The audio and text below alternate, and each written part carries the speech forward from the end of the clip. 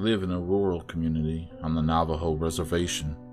My aunt and her two brothers were home alone while my grandparents had left for the evening to attend a chapter house meeting. They were in the house and, like many people from the reservation, they didn't have electricity. It had been dark outside for about an hour, and my aunt and my uncles were getting ready for bed. Outside they heard noises, as if someone was moving things around outside. My oldest uncle went to look out the front window and saw a figure out by the truck. This was immensely out of the ordinary, because the closest neighbor was miles away. Whatever it was opened the truck door and began to dig through the personal items that my family had left in the vehicle. My aunt and uncles were frightened by the sight and knew they should take action. They took out the rifle and all steadied themselves to hold it up. They flung open the door and aimed the gun at the dark figure. The figure turned and started to walk towards them. Totally unfazed by the weapon, my uncle pulled the trigger, but nothing happened. The figure drew closer, and my aunt began to smell something like a rotting corpse. It was so strong it made her gag. My uncle continued to pull the trigger with no luck, and the figure came closer and closer. Off in the distance, headlights were coming up the road. My grandparents was returning. The figure looked toward the lights and started to move away, and tucked itself behind a tree near the house. My oldest uncle ran toward the truck with the gun. My grandfather got out of the car and my uncle pointed to the tree. The thing was poking out its head to observe what they were doing. My grandfather ran into the house and over to the stove, and grabbed a handful of ashes, and rubbed over the gun and placed an ash-covered bullet into the chamber. He walked out onto the porch and fired towards the tree. Whatever that thing was didn't expect the gun to go off. The gunshot echoed and the dark figure began running. My grandma chased my aunt inside and my uncles and my grandfather went after it. There weren't many roads or paths, and so as my grandfather and uncles chased after the figure, the truck was bouncing and the headlights were not fixed on one particular spot. My uncle swears that whenever the headlights would hit the figure, he saw a woman. Not only that, whoever it was running on all fours, like a bear. My grandfather eventually stopped the truck, and as they neared the ditch that drops about 20 feet, he got out and began to yell in Navajo. My uncle says that he was yelling about a local woman. He yelled that he wasn't scared, and that he knew it was her, and to leave his family alone. A few days passed, and there was news that the woman that my grandfather was yelling about had passed. I've always been told that if you know who the Skinwalker is, say their name, and it will kill them. My cousin lived in the eastern agency of the Navajo Nation, in a community known as Crown Point. She was still living with her parents at this time, and was a good girl. She had good grades, a nice ride, and was a very popular girl that played on the basketball team.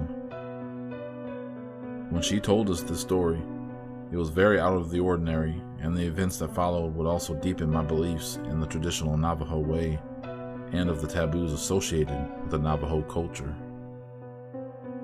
My cousin was coming home from basketball practice, which ran past sunset. It was during the colder months, and so it was dark by the time she pulled into her neighborhood. She pulled into the small housing community that she lived in. It was far from a fenced community, but there were street lights and the neighbors weren't too far from one another. As she neared her home, she saw a group of dogs. This wasn't unlikely, as there are random packs of stray dogs that roam the rural communities. These dogs don't belong to anyone, and they get food where they can get it. As she got closer, she noticed that something was off about the dogs. There were 4, and they were sitting in a circle all facing each other. This really didn't faze her until she spoke about the event later. Because this was a housing community, my cousin couldn't barrel down the road, so she slowly drove past the group of dogs and kept going on her way. As she continued to drive, she noticed in her peripheral vision that something was running alongside the car. She turned her head to see that a brown dog from the group was trotting alongside her car.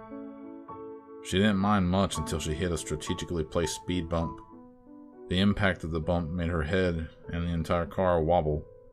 She looked over at the dog again, still casually keeping pace with the car. She tried to ignore the dog and tried speeding up, keeping in mind where the speed bumps were placed. The dog continued to keep pace. My cousin had to eventually stop at a stop sign. She began to feel immensely uncomfortable and tried to keep her eyes forward, but curiosity got the best of her. She looked over at the dog. It was facing forward. She continued to stare, and that is when the dog turned its head. Instead of the face of a dog, there was the flat face of a man covered in hair and smiling from ear to ear. Fear shot straight through her body, and my cousin pushed the pedal to the floor, not daring to look back in her rearview mirror. She reached her house and barely pulled herself in the door. Weak from fear, my aunt came to her and my cousin began to sob. She told my aunt everything, and they scheduled a meeting with a medicine man the next day. That night, my cousin was trying to get some rest. She was tossing and turning and felt very ill. She could hear people outside laughing and talking in Navajo, but she didn't think too much of it because they lived in a community near plenty of neighbors. At the medicine man, he told my cousin that she was very fortunate. The Skinwalker wasn't meant for her. She just happened to spot it while it was out to bring another person misfortune. He also told her that the laughing and talking that she had heard in the night was the Skinwalker talking to his friends, letting them know that someone had saw him and that he had scared her. The medicine man told my cousin that if the Skinwalker had been for her, and she had seen him like that, it could have very well killed her. After that encounter, my cousin suffered from many ailments and had to stop playing basketball for a while. She had many ceremonies and eventually got back on her feet. My mom had told us the story on the many nights that our electricity went out. When I asked my cousin about it, she confirms it's true, but doesn't like talking about it much. I live on a Navajo reservation. We don't have the city come and collect our trash, so we burn our trash in these huge burning barrels. Not very eco-friendly, I know, but that's what we got. If you don't light the trash properly, the fire will go out and the trash will just sit in the barrel. This is important because we are told to dispose of personal hygiene items correctly. If you removed all your hair from your brush, make sure the trash burned. If it was that time of the month, make sure the trash burned.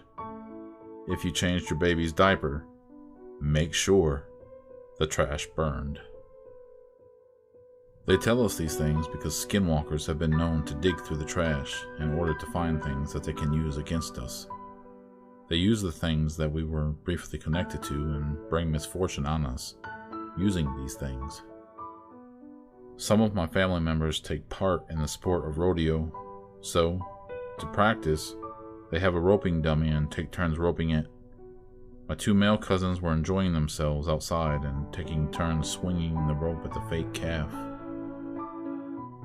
The elders are always adamant that we shouldn't stay out past sundown, especially out on the res, where it's pitch black and no one is around for miles.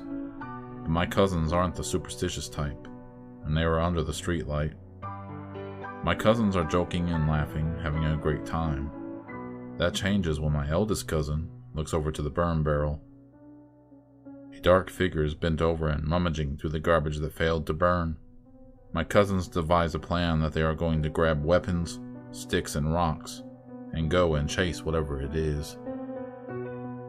They move strategically, so that they are able to flank the figure. They run full speed at it and begin yelling and swinging their sticks and throwing their rocks. My cousins stated that they kept up with it for the most part. That was, until the figure ran under the street light. What my cousins thought was a person was actually a goat. Why would they think it was a person? Because the goat was running on its hind legs. They stopped running and fear ran down their backs as the figure ran off into the dark. Feeling nervous and not entirely accepting what they just saw, They began roping the dummy again. There was an awkward silence among the boys. They just saw something unnatural, but talking about it now would just make it seem real. Were they crazy? Did they really see a Skinwalker? The boys roped the dummy in silence, until one of them looked over to the tree. There was a head peeking out at them. If they didn't pay attention to it, whatever it was would poke its head out from behind the tree and stare. When they would look in the direction of the tree, it would quickly move back out of sight. This was the final straw, and my cousins ran into the back of the house. They told their parents, and my uncle came out to look. It was still there, poking its head out and going back behind the tree. My uncle loaded his gun and started walking towards the tree. He aimed and pulled the trigger, but nothing happened. The gun jammed. Whatever it was began to run, but it was so fast, like a blur, as my cousin describes. When it left, my uncle came in and gave the boys a thorough lecture about staying out late. The next day, my cousins told my uncle that whatever it was had been digging through the trash barrel. They went to investigate, and the creature had pulled a lot of things out of the barrel. What was odd was the tracks. Goat prints were all around the area. They followed a set of tracks, and there they found a baby diaper, several feet away from the barrel. Whatever they saw that night had very malevolent intentions. My cousins say that although the sight was ungodly, they know what they saw and stand by their claims. Hey guys, and welcome back. Tonight, you will be listening to parts 4, 5, and 6. Welcome and enjoy. If you are heading west on State Highway 15 out towards Stilken, you come to a stretch of road that goes into a small valley. I remember going down this road in my youth. If you looked at the horizon, it would seem as if the road kept going. Then suddenly your car would be pulled down by gravity as you followed the road. It would always give me butterflies when we would go down the slope. When I heard the story about this road, it made my stomach feel different. A man was driving home one night. It was very late. It was a drive that he had done before, so he wasn't too bothered by it. When you are driving on the reservation, sometimes there isn't any way to keep cattle from getting on the road. No fences mean that you need to be extra aware. I was always told to look for the black horse. If you see a black horse, then you'll be able to see anything that may wander onto the path of your vehicle. So, this man is driving home, not paying too much attention. He drives down the slope, but when he gets to the bottom of the valley, he sees it, but doesn't have enough time to react. Suddenly, a horse comes out of the darkness. He slams on his brakes, but he is unable to stop and hits the horse with his truck. The impact was not enough to deploy the airbags, but the man was tossed around quite a bit by the incident. He turns on his emergency lights and gets out of the car to assess the damage. The front of the car was crumpled and one of the headlights was destroyed. He cursed out loud. This was the worst place to have an accident, and he didn't have a signal to phone for help. He then remembered the horse. The man went into the cab of his truck and got a small keychain flashlight. He started shining around looking for the wounded animal. He heard noises, but they didn't sound like a horse. He was positive that what he hit was a horse. As he approached the sounds, he could see the animal's fur moving from its ragged breathing. As he got closer, he began to realize what it was. There was a naked elderly woman, wrapped in a large pelt. She was moaning from pain. The man stopped dead in his tracks and got weak from fear. He stumbled back to his truck, and although it suffered plenty of damage, he was able to get it started and drove off. Once he was able to get a signal, he called the authorities. An ambulance drove out there and recovered the woman. She was driven to a local healthcare facility. Due to the fact that many of the healthcare staff were Navajo, no one wanted to touch the woman. The woman was known in the community, and she was thought to be bedridden. This was shocking because she was so far from home, and the state that she was in was immensely off-putting. She still had on her attire when she arrived at the hospital. The nurses called her family to come in. When her family got there, they removed her pelt and her jewelry. The staff were very frightened, but there were some non-Navajo staff that still provided her with care. The elderly woman had only bumps and scrapes.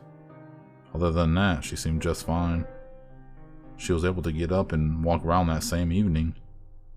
She went home with her family that night, but after a couple of days, she had passed.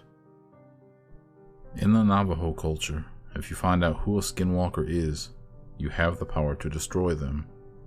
After the community around Indian Wells found out who, or more fittingly, what this woman was, it was far for certain that her time was at an end.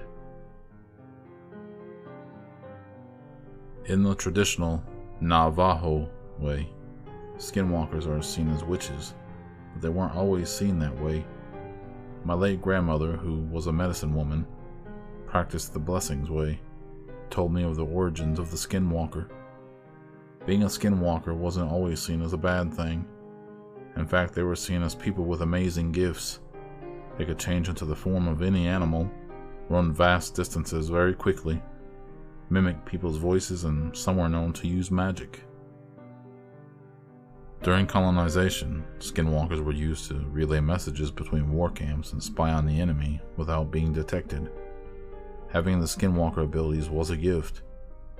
When we lost, the good of the community took a backseat and people began to focus on themselves. Instead of sharing what you had, people began to look after their own families, claiming property and livestock. And there were people that got the short end of the stick. Jealousy is a terrible thing. People became jealous of one another, wanting more fortunate people to lose what they had.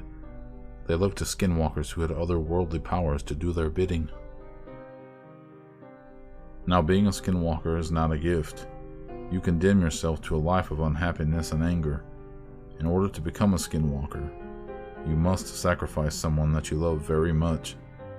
This shows that you are indeed committed to depravity. The interesting thing is that you could have met a Skinwalker and not even know it. They are people like you or me that have chosen a path in which they will hurt others. Navajos want to separate themselves from death of any kind. We burn clothing and personal items of deceased relatives, and it is very taboo to keep anything that belongs to the dead. Keeping such items can make a person sick or suffer horrible events in their life. However, Skinwalkers surround themselves with death. Skinwalkers have been known to grave rob and search through people's garbage. They use bones and hair from the dead and victims' personal items to create bundles. They place these bundles near a person's home, and bad luck will fall upon the person. In her younger days, my sister was very much interested in the rodeo scene. My family actually has a pretty impressive legacy when it comes to the sport. My sisters didn't compete, but had plenty of friends and family that would go and watch. My two sisters would travel around the Southwest following the rodeo circuit. The cowboy lifestyle isn't always glamorous. It can be filled with alcoholism, drugs, and depression. Unfortunately, this took hold of my sister and she got in trouble with the law. My sister was looking at jail time, and the family was very concerned about what might happen to her. This was very out of the ordinary for her. My mother went to a local medicine man, and they talked about next steps. They decided to have a ceremony for my oldest sister. A few days had passed, and it was time for the ceremony. The medicine man and his wife showed up a little past dusk. They came into our house, and we served them the food we had prepared. Everyone chatted for a bit, and when we finished eating and cleaned up, it was time to start. Everyone sat down in the living room in a large circle. The medicine man sat on the far west side of the room. My oldest sister sat to his left. In the middle of the circle was a large pile of sand that was smoothed out on the top. My uncles got hot coals from the fire and placed them on the sand. The medicine man prayed in Navajo and sang blessing songs. This went on into the night. At the height of the ceremony, the medicine man turned to my oldest sister and told her that they would have to go outside and pray in the darkness. He told her not to look around as he is singing. He told her to keep her eyes on him. The medicine man, my sister, and my uncle went outside. The medicine man turned around and began singing into the darkness. My sister was watching him sing, trying to keep her focus only on him. Then she heard it, off in the distance. She heard someone whistle. This made her feel sick to her stomach. Our elders tell us about our culture's taboos starting at a young age. One of the biggest things that they stress is to never whistle at night. They tell us only the dead whistle at night. So, when my sister heard whistling out in the darkness, fear gripped her heart. She was so scared that tears began to well up in her eyes.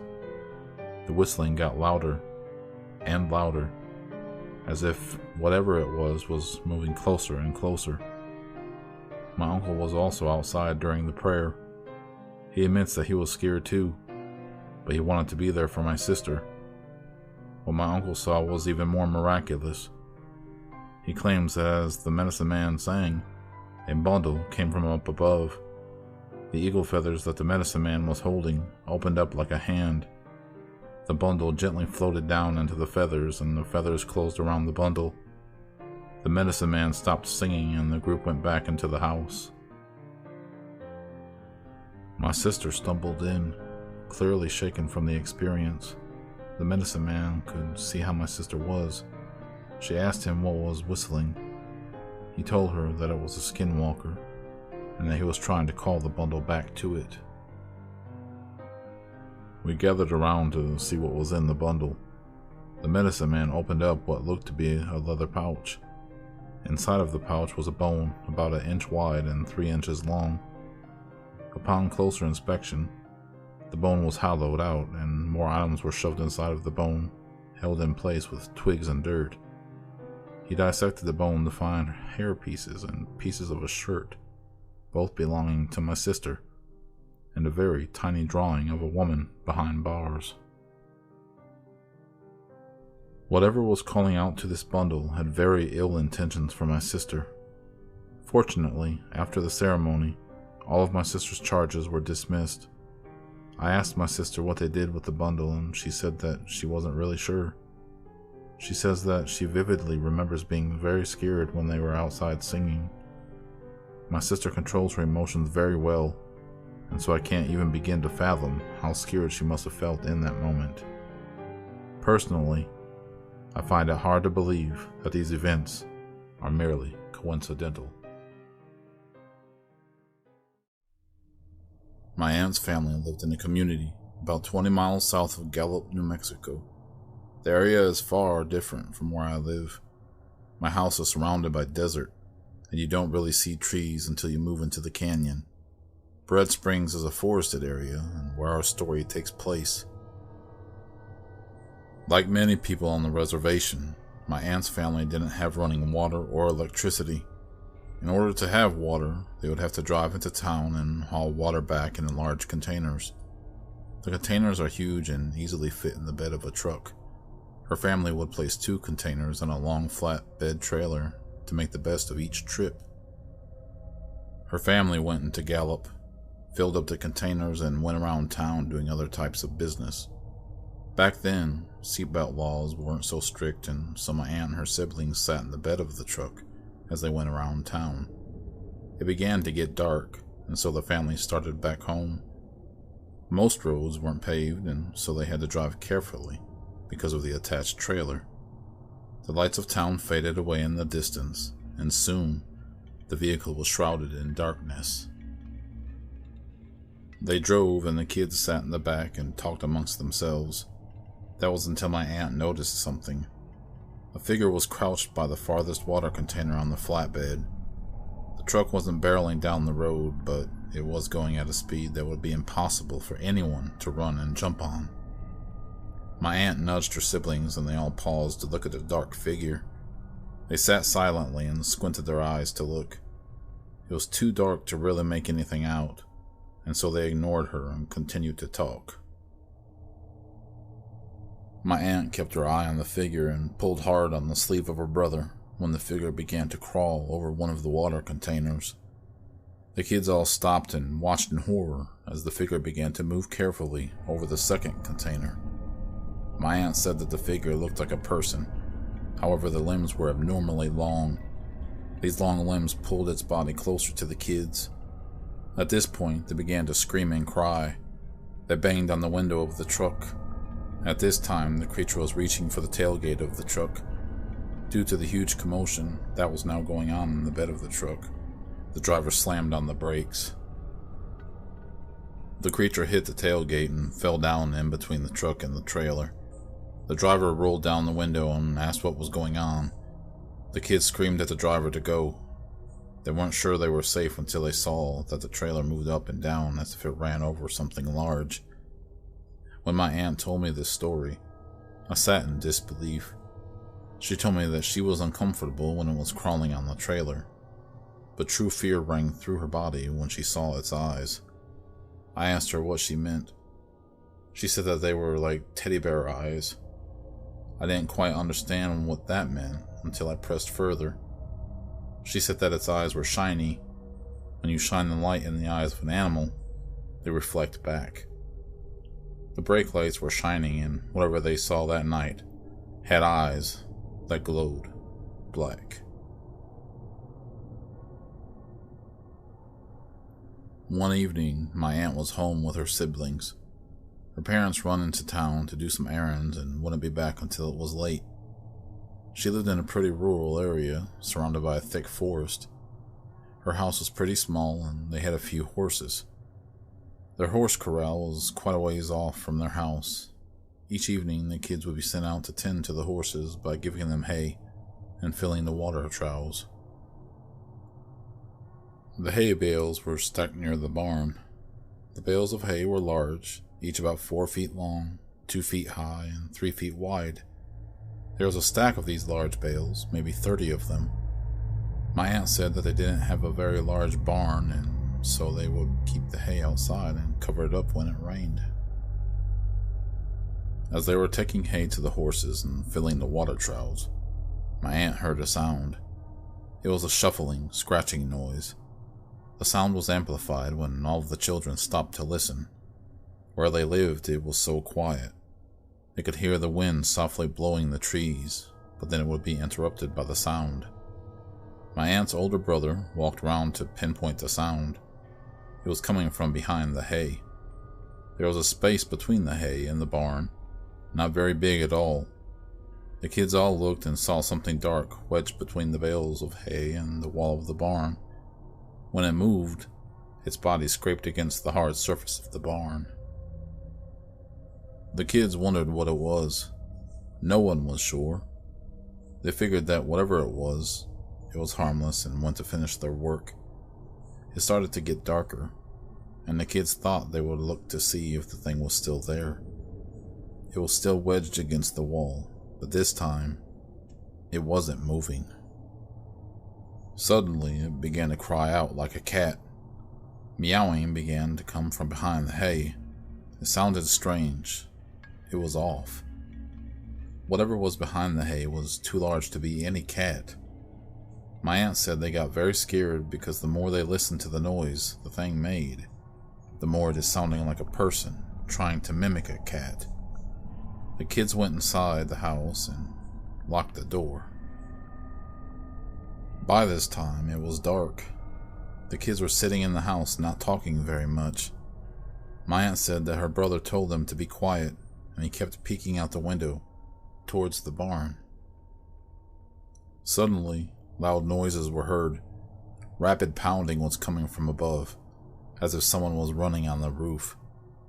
My aunt said that it had to be a person because the footsteps were so loud. She began crying and screaming as the footsteps ran back and forth. Whatever it was ran back and forth on the roof for several minutes. None of the kids were brave enough to investigate. The footsteps finally stopped. It got very quiet, and the kids sat together, shaking with fear. Their attention was drawn back to the door. They heard noises coming from outside. They all huddled together, bracing themselves for the worst. The door opened and dread was immediately substituted with relief as their parents walked in the door. My aunt and her siblings told her parents what had happened, and they thought that was the end of their horrifying encounter. However, as the days went on, her family would hear the footsteps on their roof at night. Whoever it was would run back and forth, even when her parents were home. She said that her dad would open a window and yell at whoever it was in Navajo. He would tell it to leave his family alone, and then he would begin to pray. My aunt says that eventually the footsteps stopped, but that this was not the last encounter that she would ever have with Skinwalkers. There's a small community called Church Rock that is a few miles outside of Gallup, New Mexico. Many of the people that lived here have had the land passed down many generations. This is where our story begins, 2 generations ago.